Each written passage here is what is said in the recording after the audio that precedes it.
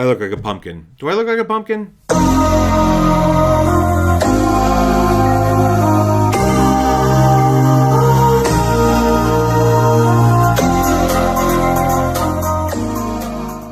Connectors, what's up? DK here. Hope you're having a good day. Hey, I want to talk a little bit today about something that the nonprofit sector and nonprofiteers themselves love, and that is the annual report. Ah, yes, the annual report.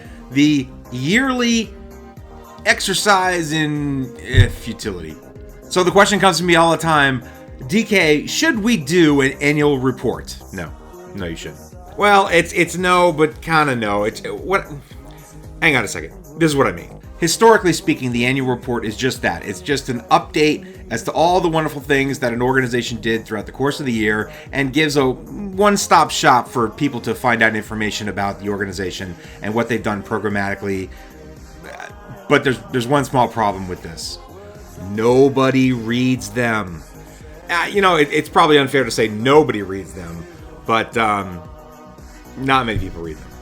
So if that's the case, why do we spend so much time and energy putting this thing together?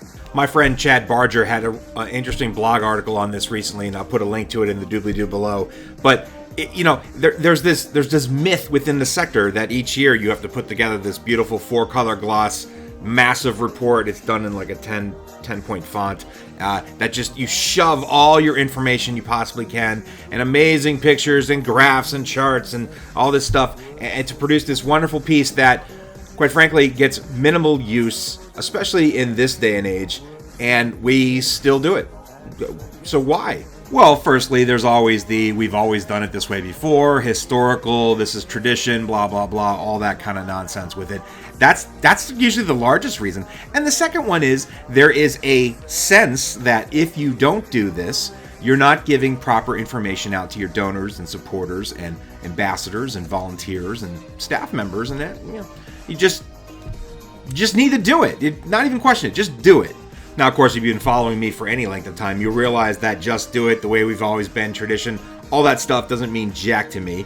And so I go back to what I feel is the greatest thing that leadership and nonprofiteers should be doing, which is why. Question why. So why do we do this? If we know that people aren't reading it as much or we're not utilizing it as much, because it's not always the viewer or reader or lack of viewer or lack of reader that's the problem. Sometimes it's we, the producers of the annual report, don't distribute this or produce it out in a way that people can get to it. So if this is all true, then why? Why are we doing this? Well, I'll tell you why, my friends.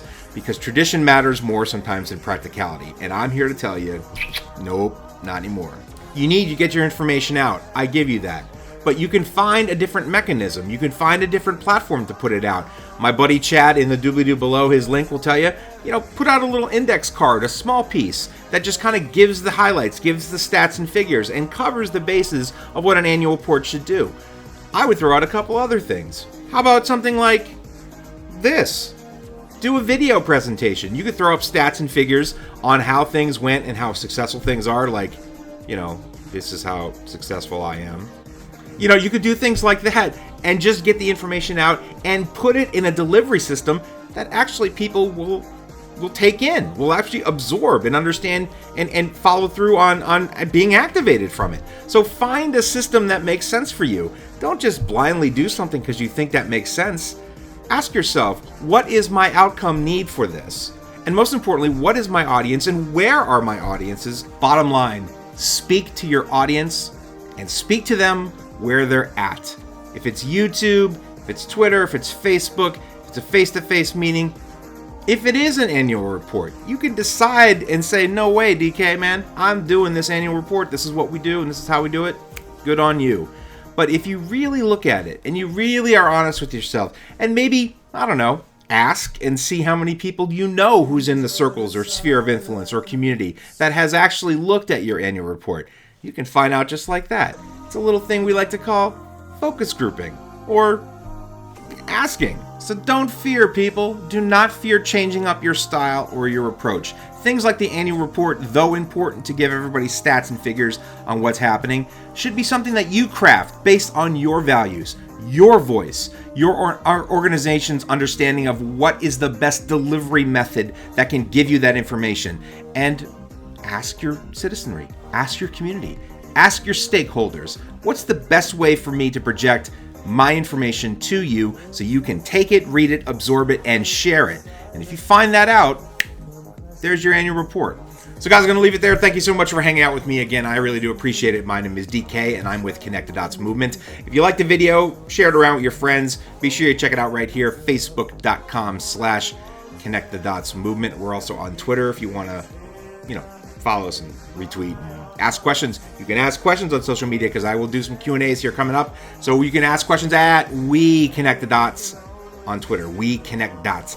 And if you have a question for me or you'd like to schedule time to talk about you, your organization, your voice, your value, your mission, your organization's purpose in your community, shoot me an email right here at doug@connectthedotsmovement.org. I pinky swear I'll get back to you and we can talk a little bit about what you're doing with your organization and how you can better connect dots in your community.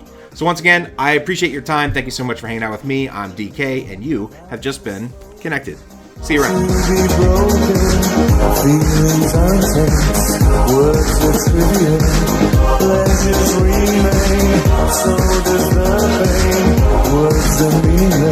Nonprofit power.